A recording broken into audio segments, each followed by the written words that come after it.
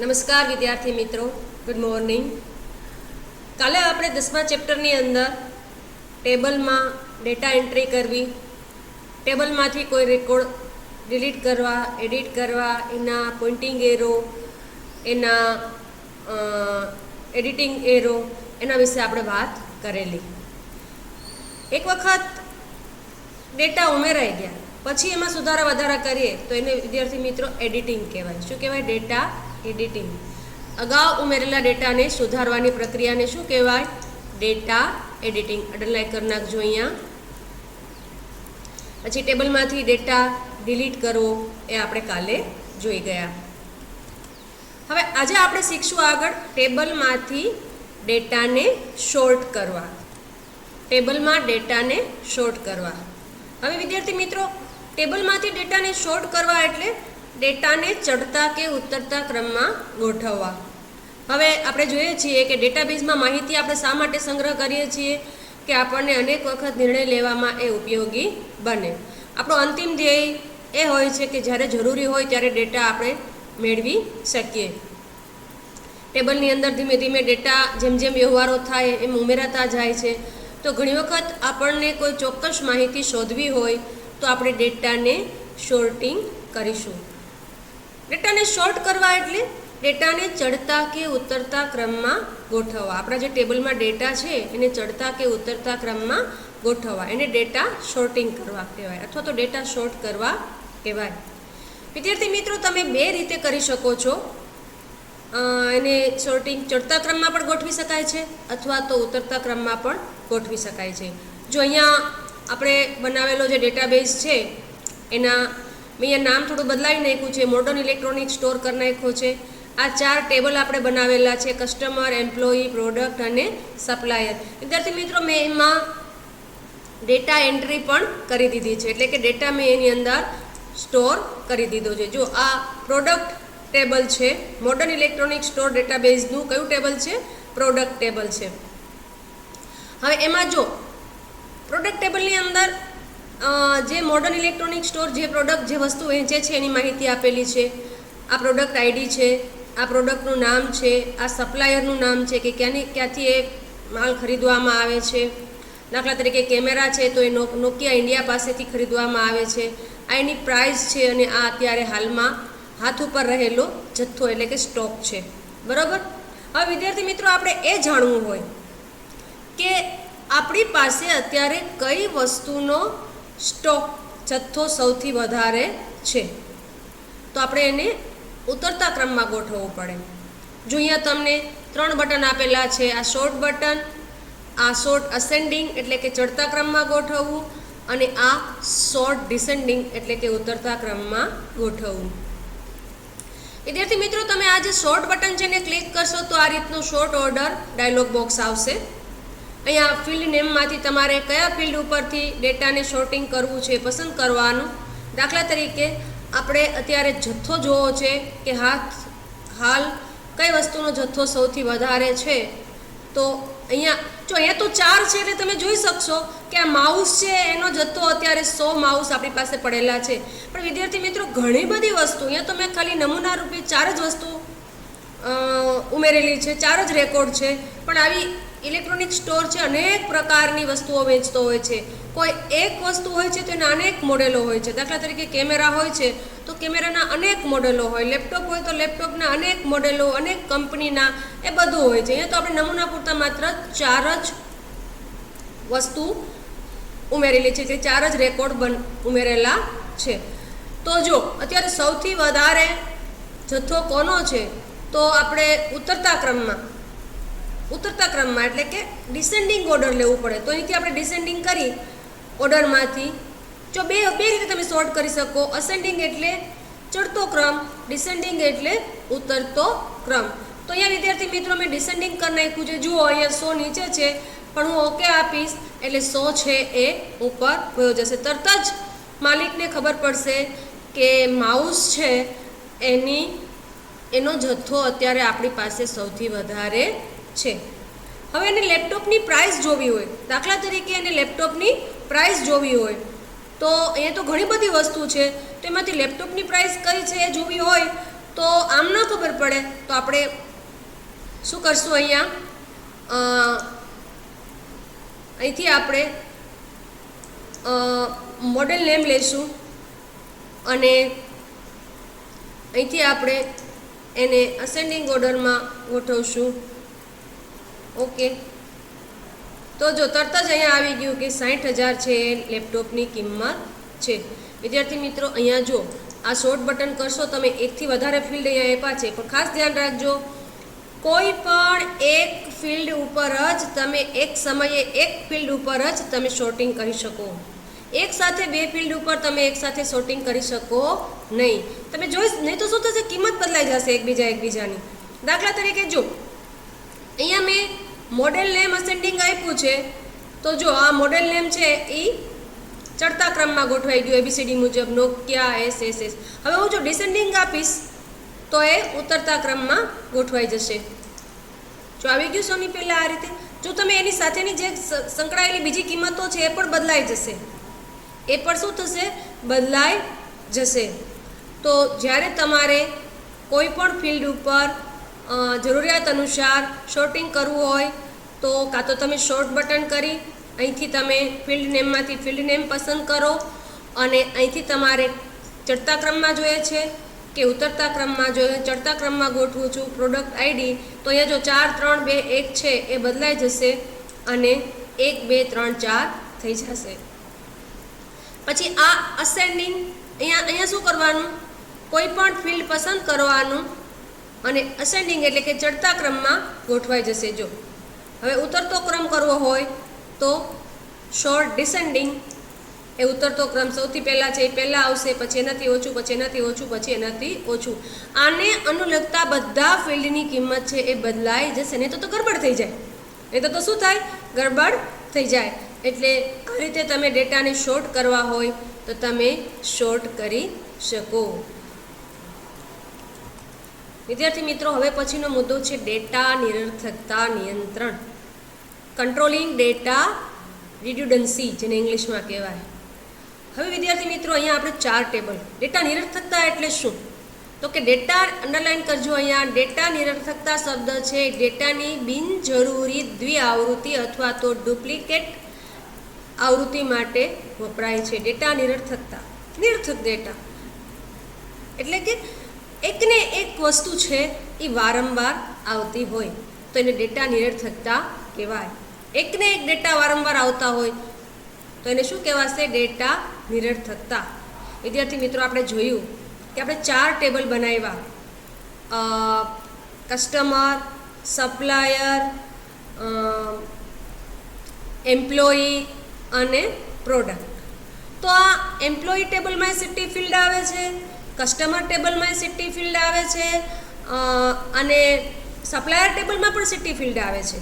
3 ટેબલની અંદર city field આવે છે અને એક જ સિટીના, દાખલા તરીકે કસ્ટમર ટેબલ છે તો એમાં સિટી ફિલ્ડ છે, તો એક જ સિટીના કસ્ટમર હોઈ શકે, એકથી વધારે હોઈ શકે. દાખલા તરીકે રાજકોટના 100 કે 100થી વધારે કસ્ટમર હોય તો તમારે રાજકોટ છે આપણે કેટલી વાર લખવું પડશે? 100 વાર, અથવા તો જેટલા છે એટલી વાર. તો આને શું? એકને એક ડેટા વારંવાર આવે છે. આને શું કહેવાય? ડેટા નિરર્થકતા, ડેટાની બિનજરૂરી દ્વિઆવૃત્તિ. તો ડેટાબેઝની અંદર એક ટેકનિક છે, એક ટેકનિક દ્વારા આ જે ડેટાની દ્વિઆવૃત્તિ થાય છે એનું ઉપર આપણે નિયંત્રણ કરી શકીએ છીએ. તો આ રીતે ડેટા નિયંત્રણ કરવા માટેની એક ટેકનિક છે જેનું નામ છે ડેટા નોર્મલાઇઝેશન. શું નામ છે એનું? Data normalisation. ડેટા નોર્મલાઇઝેશનની અંદર એક ટેબલ છે એમાંથી બહુવિધ ટેબલનું વિઘટન કરવામાં આવે છે, જેથી કરી અને આપણે ડેટા નિરર્થકતા એટલે કે ડેટાની જે દ્વિઆવૃત્તિ છે, પુનરાવર્તન થાય છે, એ આપણે દૂર કરી શકીએ અને જેને કારણે જગ્યાનો પણ બચાવ થઈ શકે છે. તો હવે આપણે જોઈએ કે ડેટા નોર્મલાઇઝેશન કેમ કરવું. એક ટેબલમાંથી બીજા ટેબલની અંદર અથવા તો બહુવિધ ટેબલનું વિઘટન કેવી રીતે કરવું એ હવે આપણે જોઈએ. અહીંયા વિદ્યાર્થી મિત્રો અંડરલાઇન કરજો ડેટા નોર્મલાઇઝેશનની વ્યાખ્યા. ડેટાબેઝ ડિઝાઇનર એક ટેકનિકની મદદથી તેને શક્ય એટલી નાબૂદ કરવાનો પ્રયત્ન, તેને એટલે ડેટાની બિનજરૂરી દ્વિઆવૃત્તિને પ્રયત્ન કરે છે, તેને ડેટા નોર્મલાઇઝેશન કહેવામાં આવે છે. ડેટા નોર્મલાઇઝેશન એક પ્રક્રિયા છે જે એક ટેબલમાંથી બહુવિધ ટેબલમાં વિઘટન સૂચવે છે. આ રીતે એક ટેબલમાંથી બીજું ટેબલ બનાવવામાં આવે છે અને એ બે ટેબલ વચ્ચે અંડરલાઇન કરજો પેરેન્ટ ચાઇલ્ડ રિલેશનશિપ બનાવે છે. પિતા પુત્ર એક ટેબલમાંથી બીજું ટેબલ બનાવે છે એટલે બેની વચ્ચે કેવી રિલેશનશિપ થશે, સંબંધ કેવો થશે, પિતા પુત્ર એટલે કે પેરેન્ટ ચાઇલ્ડ રિલેશનશિપ બનશે. હવે વિદ્યાર્થી મિત્રો આપણે શું કરશું, એક ટેબલમાંથી બહુવિધ ટેબલ બનાવશું. દાખલા તરીકે કસ્ટમર ટેબલ છે, એમાં એકને એક સિટીના નામ વારંવાર આવે છે, તો આપણે શું કરશું, કસ્ટમર ટેબલમાંથી સિટી ફિલ્ડ અલગ કરી એટલે કે એમાંથી સિટી ફિલ્ડ દૂર કરી અને એક નવું જ ટેબલ બનાવશું જેનું નામ શું હશે, સિટી. જેનું નામ હશે સિટી. સિટી ટેબલની અંદર આપણે બે, અહીંયા જો તમને 3 ફિલ્ડ આપેલા છે પણ આપણે કેટલા રાખશું, 2 ફિલ્ડ રાખશું, પિનકોડ અને સિટી નેમ. કારણ કે એરિયા આપણે ક્યાંય લીધેલો છે, આપણા ડેટાબેઝની અંદર આપણે એરિયા વિસ્તાર ક્યાંય લીધેલો છે નહીં. તો આપણે સૌ પહેલાં સિટી ટેબલ બનાવશું અને એમાંથી અને કસ્ટમર ટેબલમાંથી સિટી ફિલ્ડ દૂર કરશું, એમ્પ્લોયીમાંથી સિટી ફિલ્ડ દૂર કરશું અને કસ્ટમરમાંથી પણ આપણે સિટી ફિલ્ડ દૂર કરશું અને સપ્લાયરમાંથી પણ સિટી ફિલ્ડ છે એ દૂર કરશું, જેથી કરીને વારંવાર એકને એક ડેટા આપણે ઉમેરવો પડે નહીં. તો હવે વિદ્યાર્થી મિત્રો આપણે એક ટેબલ નવું બનાવવું પડશે જરૂરિયાત અનુસાર, સિટી ટેબલ હવે આપણે બનાવીએ છીએ. વિદ્યાર્થી મિત્રો હવે અહીંયા ડેટાબેઝમાંથી આપણે ડિઝાઇન વ્યૂથી એક ટેબલ બનાવશું. સિટી આપણે વાત કરી રીતે અહીંયા આપણે ફિલ્ડ નેમની અંદર પહેલાં પિનકોડ લખશું, પિનકોડ અને એની ડેટા ટાઈપ આપણે ટેક્સ ફિક્સ રાખેલી છે રાખશું. પછી સિટી અને એની ડેટા ટાઈપ આપણે વેરિયેબલ ઇગ્નોર કેસ રાખીશું. પિનકોડ છે એ એક સિટીનો એક જ હોય, યુનિક હોય, એક જ પિનકોડ 2 સિટીને મળેલ હોય નહીં. તો આપણે અહીંયા પિનકોડ છે એને પ્રાઇમરી કી સેટ કરી અને સેવ કરી આપીશું. બરાબર, ટેબલનું નામ આપણે આપીશું સિટી. શું આપીશું, ટેબલનું નામ સિટી.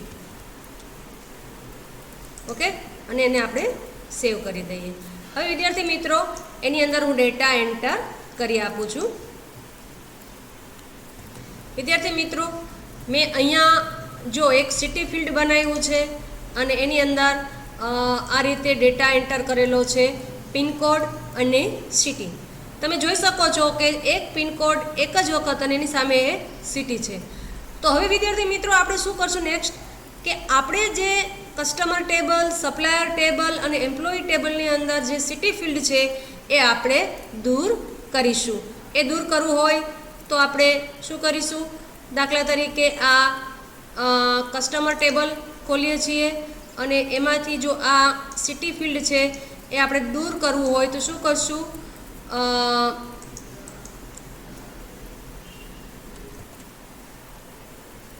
આ રીતે વિદ્યાર્થી મિત્રો આપણે દાખલા તરીકે એમ્પ્લોયી ટેબલ છે તો એના ઉપર રાઇટ ક્લિક કરીને એડિટ કરશું.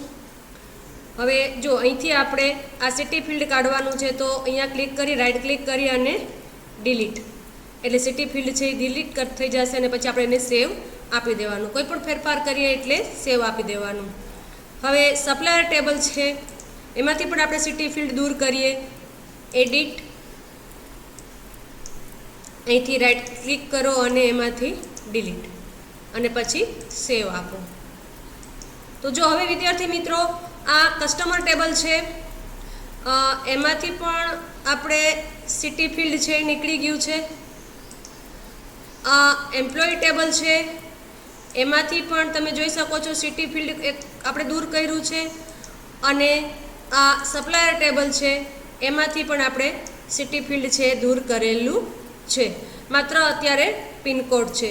તો હવે આપણે શું કરીશું, કોઈ પણ સપ્લાયરનું સિટી કયું છે અથવા તો કસ્ટમરનું સિટી કયું છે એ આપણે જોવું હોય તો આપણે શું કરવું પડે, બે ટેબલની વચ્ચે રિલેશનશિપ જોડવી પડે. કારણ કે તમે જુઓ આપણો ડેટાબેઝ બેઝ છે એ રિલેશનલ મોડલ ઉપર આધારિત છે. આસાનીથી તમે એકથી વધારે ટેબલોને એકબીજા સાથે જોડી શકો અને ડેટા આપણે સંગ્રહ ક્ષમતા છે એટલે કે ડેટાને સંગ્રહ કરવા માટે જોઈતી જગ્યા છે એમાં પણ તમે બચાવ કરી શકો. વિદ્યાર્થી મિત્રો, આપણે સંપૂર્ણ એડ્રેસ જોતું હોય સ્ટેટ અને કન્ટ્રી સહિત તો આપણે આ રીતે સિટી ફિલ્ડની અંદર સ્ટેટ અને કન્ટ્રીના નામના ફિલ્ડ પણ ઉમેરી શકીએ. જો આવી રીતે આપણે ટેબલ બનાવીએ, સિટી ફિલ્ડની અંદર સ્ટેટ નેમ અને કન્ટ્રી નેમ ફિલ્ડ ઉમેરીએ તો પાછું વળી ડેટા નિરર્થકતા ઉદ્ભવશે.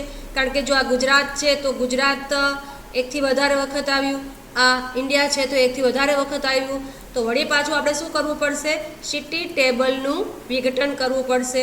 સિટી ટેબલમાંથી આપણે સ્ટેટ ટેબલ અને કન્ટ્રી ટેબલ છે એ આપણે પાછા બનાવવા પડશે. તો હવે વિદ્યાર્થી મિત્રો, આપણે સ્ટેટ ટેબલ અને કન્ટ્રી ટેબલ પણ બનાવી લઈએ, જેથી કરીને ડેટા નિરર્થકતા છે એ નાબૂદ આપણે કરી શકીએ. જો અહીંયા આપણે એક સ્ટેટ ટેબલ પહેલાં બનાવશું ડિઝાઇન વ્યૂથી. અહીંયા પહેલાં લખશું એનું આઈડી, સ્ટેટ આઈડી, જેને આપણે નંબર આપશું ડેટા ટાઈપ. ત્યારબાદ સ્ટેટ નેમ, એમાં આપણે ટેક્સ ઇગ્નોર કેસ આપીશું ડેટા ટાઈપ. અને કન્ટ્રી ટેબલ સાથે જોડવા માટે આપણે અહીંયા કન્ટ્રી આઈડી પણ ફિલ્ડ ઉમેરીશું, જેના ડેટા ટાઈપ આપણે રાખશું નંબર. સ્ટેટ આઈડીને આપણે પ્રાઇમરી કી રાખીશું અને આને નામ આપશું સ્ટેટ, જેની અંદર સ્ટેટની માહિતી હશે. હવે આને સેવ કરી દઈએ પછી આપણે ડેટા એન્ટ્રી કરી લઈશું. અને હવે આપણે એક નવું ટેબલ કન્ટ્રીનું બનાવી લઈએ ડિઝાઇન વ્યૂથી. અહીંયા કન્ટ્રી આઈડી, જેનો ડેટા ટાઈપ આપણે નંબર આપશું અને કન્ટ્રી નેમ, અહીંયા આપણે ઇગ્નોર ટેક્સ ઇગ્નોર કેસ, અને કન્ટ્રી આઈડી છે એને આપણે પ્રાઇમરી કી સેટ કરીશું અને ટેબલને નામ આપીશું કન્ટ્રી.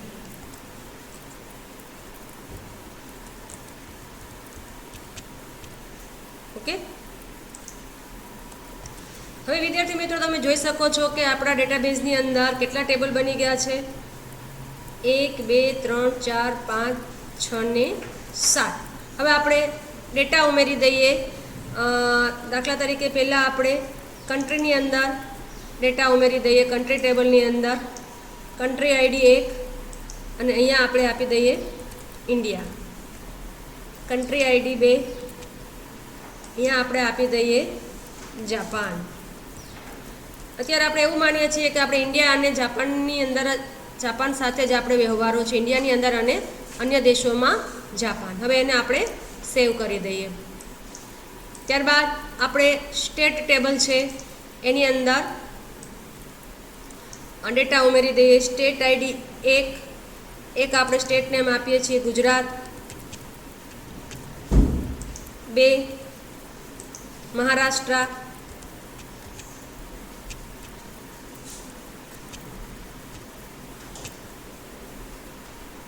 3 દિલ્હી.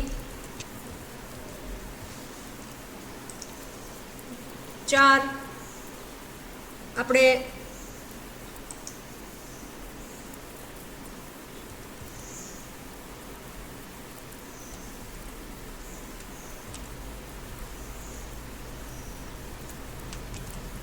યુપી. આ રીતે. અને કન્ટ્રી આઈડી એમાં આવશે 1, કારણ કે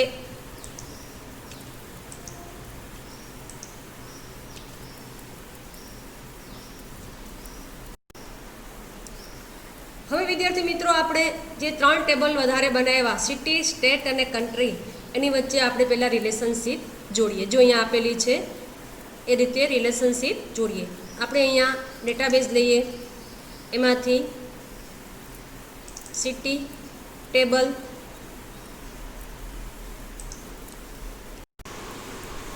વિદ્યાર્થી મિત્રો હવે આપણે ડેટા નોર્મલાઇઝેશન કરવા માટે આપણે વાત કરી કે 3 ટેબલ છે એની સાથે રિલેશન જોડશું.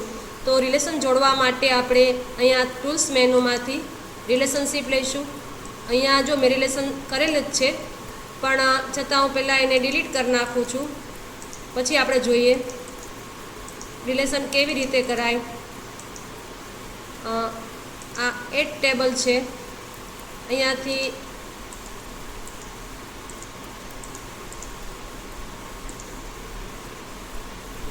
જો આ 8 ટેબલ વિન્ડો છે એમાંથી મેં આ 4 ટેબલ લીધેલા છે.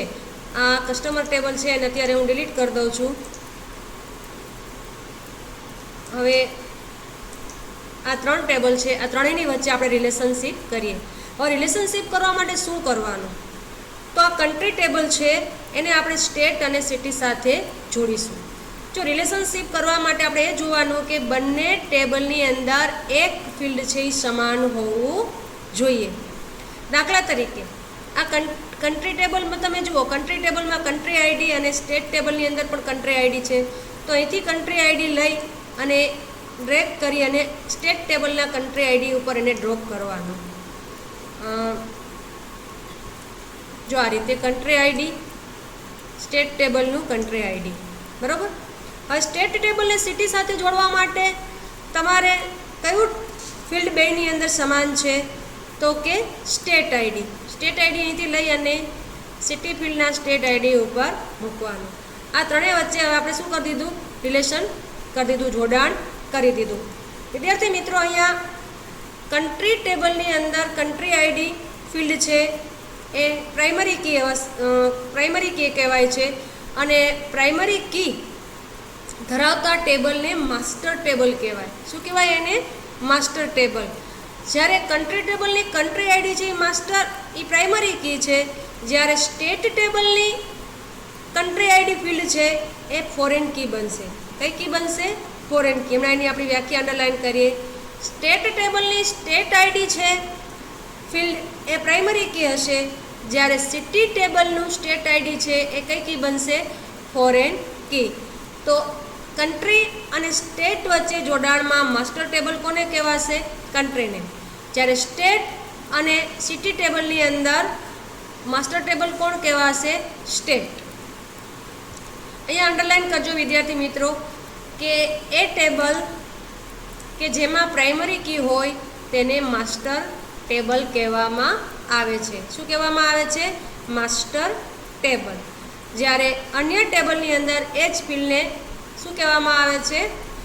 એની ફોરેન કી એને કહેવામાં આવે છે. ફોરેન કીની વ્યાખ્યા અહીં અંડરલાઈન કરજો. ફોરેન કીને એ રીતે વ્યાખ્યાયિત કરી શકાય કે તે એક ફિલ્ડ અથવા ફિલ્ડનું જોડાણ જેની કિંમત બીજા ટેબલમાંથી મેળવવામાં આવે છે. જ્યારે એક કરતાં વધારે ફિલ્ડનું જોડાણ હોય ત્યારે તેને કમ્પોઝિટ ફોરેન કી તરીકે ઓળખવામાં આવે છે. હવે કમ્પોઝિટ ફોરેન કી ત્યારે જ બનશે જ્યારે માસ્ટર ટેબલમાં કમ્પોઝિટ પ્રાઇમરી કી હોય. કમ્પોઝિટ પ્રાઇમરી કી એટલે એવા બે ફિલ્ડ કે જેની અંદર બેયની થઈને જે કિંમત હોય એ યુનિક હોય. અહીંયા વિદ્યાર્થી મિત્રો આપણે 4 ટેબલને જોડ્યા છે. એક અહીંયા આપણને કસ્ટમર ટેબલમાં જે સિટી દેખાય છે, તો પહેલાં આપણે તો કસ્ટમર ટેબલની વચ્ચેની રિલેશનશીપ છે એને પહેલાં ડિલીટ કરીએ છીએ અને કસ્ટમર ટેબલ છે એમાંથી પહેલાં તો આપણે સિટી ફિલ્ડ છે એ આપણે દૂર કરી દઈએ. એડિટ અને અહીંથી આપણે સિટી ફિલ્ડ હેડ કર્યું હતું, પણ હવે આપણે એને ડિલીટ કરી દઈએ. હવે આપણે રિલેશનશીપ કરીએ. ટૂલ્સ મેનુમાંથી રિલેશનશીપ. અહીંયા હવે આપણે જો સિટી ફિલ્ડ છે એ દૂર થઈ ગયું છે. હવે આપણે એની બેની વચ્ચે પિનકોડ દ્વારા રિલેશનશીપ કરીશું. હવે આપણે બીજા ટેબલ છે એમ્પ્લોયી, એને એડ કરીએ છીએ. અને સપ્લાયર એને પણ એડ કરીએ છીએ. હવે એની વચ્ચે પણ આપણે રિલેશનશિપ જોડી દઈએ. એમ્પ્લોયીનું સિટી આપણે જાણવું હશે તો જો એમાં જોઈ શકાય છે બેની અંદર કયું ફિલ્ડ સમાન છે તો કે પિનકોડ. પિનકોડ દ્વારા આપણે અહીંયા રિલેશનશિપ જોડીશું.